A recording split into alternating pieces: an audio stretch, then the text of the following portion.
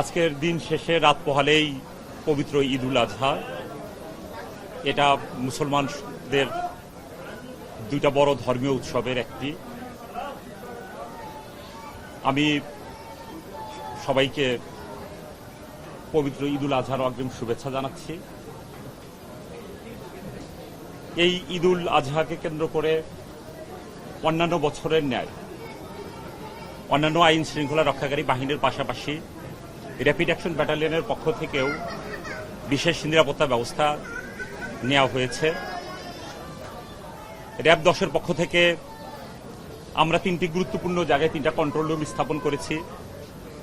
গত বছর দেখেছেন যে গোয়ালন্দে গত ঈদে একটা ঝামেলা হয়েছিল, একটা অ্যাক্সিডেন্ট হয়েছিল। আমরা গোয়ালন্দে একটা কন্ট্রোল রুম করেছি। সদরঘাট লঞ্চ টার্মিনালে অন্যান্য বছরের ন্যায় এবারও আমাদের একটা কন্ট্রোল রুম আছে। সায়দাবাদ বাস টার্মিনালে একটা কন্ট্রোল রুম আমাদের হয়েছে। এই ঈদকে কেন্দ্র করে আজকে পর্যন্ত বিভিন্ন বাস টার্মিনাল, লঞ্চ টার্মিনালে কিন্তু যাত্রীদের কিন্তু ভিড় লক্ষ্য করা গেছে। গতকাল আমি খোঁজ নিয়েছি, গতকাল এই সদরঘাট লঞ্চ টার্মিনাল থেকে 115টি লঞ্চ ছেড়ে গেছে, যেখানে প্রায় 1,00,000 যাত্রী দেশের দক্ষিণাঞ্চলের বিভিন্ন জেলাতে তারা ঈদ উদযাপনের জন্য গমন করেছে। সায়দাবাদ বাস টার্মিনাল থেকে 1200-র উপরে বাস যাত্রী সহ দেশের বিভিন্ন প্রান্তে ছেড়ে গিয়েছে। এই যে ঈদের সময় কিন্তু বিভিন্ন মলম পার্টি, অজ্ঞান পার্টি, ছিনতাইকারী তাদের কিন্তু দৌরাত্ম্য কিন্তু বেড়ে যায়।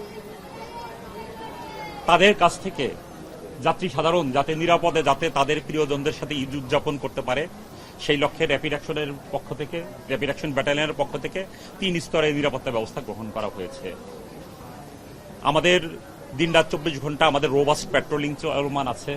বিভিন্ন গুরুত্বপূর্ণ পয়েন্টে আমরা চেকপোস্ট করি, যেখানে যাদেরকে সন্দেহ হয় তাদেরকে আমরা সেখানে চেক করি যে কোনো ধরনের অবৈধ অস্ত্র অথবা খারাপ লোকজন কোনো ক্ষতিকারক কোনো কিছু নিয়ে তারা ভ্রমণ করছে কিনা। তাছাড়া আমাদের সাদা পোশাকে গোয়েন্দা নজরদারিও চলমান আছে বিভিন্ন গুরুত্বপূর্ণ জায়গাগুলোতে। আর জানেন যে ঈদের সময় বিভিন্ন ধরনের গুজব ছড়ায় সোশ্যাল মিডিয়ার মাধ্যমে। র্যাপিড অ্যাকশন ব্যাটালিয়নের সাইবার মনিটরিং টিমও সার্বক্ষণিকভাবে সাইবার ওয়ার্ল্ড আছে, সেটা মনিটরিংয়ে দেখছে।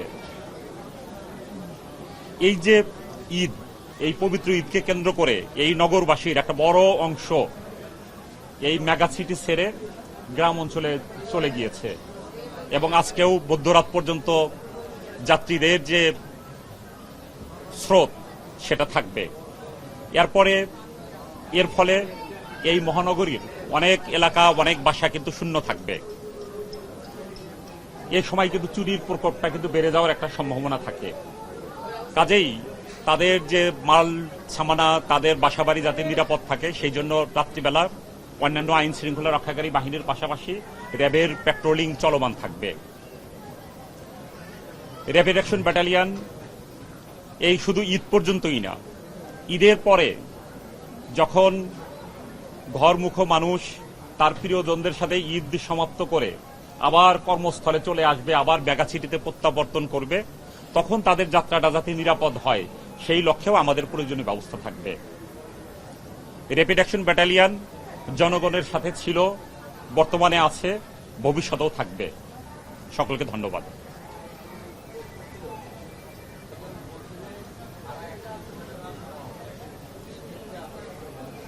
তার চেয়ে যদি বেশি ভাড়া কেউ যদি নিয়ে থাকে তাহলে অবশ্যই সেখানে ব্যবস্থা আছে। এখানে মোবাইল কোড করে তাদের যে যথাযথ যেই ব্যবস্থা নেওয়ার সেই ব্যবস্থা নেওয়ার আমরা ব্যবস্থা করব। আমরা এখানে যে কর্তৃপক্ষ আছে, BIWT আছে, আমরা তাদের সাথে যোগাযোগ করব।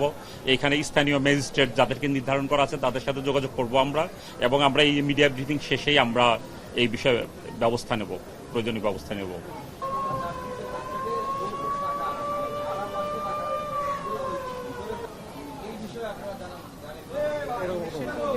আচ্ছা, এখন এই চাদর বিছিয়ে রাখে, এখন এই চাদর বিছানোর জন্য অতিরিক্ত ভাড়া নেয় কিনা এই বিষয়ে অভিযোগ এখন পর্যন্ত আমরা শুনিনি, আপনার কাছ থেকে শুনলাম।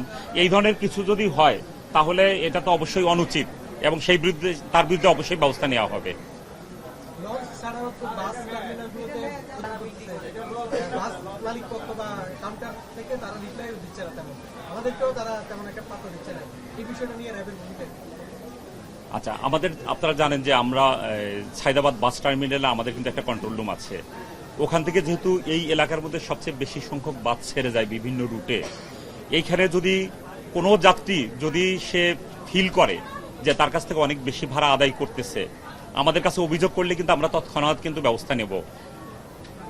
এখানে যাত্রীদের তো অভিযোগ করতে হবে, ভাড়া যে বেশি নিচ্ছে সেটা তো আসলে তাকে অভিযোগ করতে হবে, আমাদের জানতে হবে যে ভাড়াটা বেশি নিচ্ছে।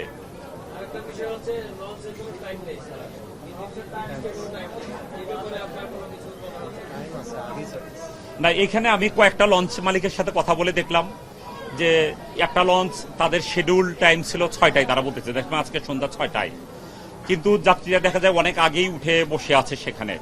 এখন অনেক আগে দেখা যাচ্ছে 5-6 ঘন্টা আগে লঞ্চ ছাড়ার আগে যদি বসে থাকে, তার কাছে এটা আসলে ফিল হবেই যে এত লম্বা সময় যাবত আমি লঞ্চে বসে আছি কিন্তু লঞ্চটা ছাড়তেছে না।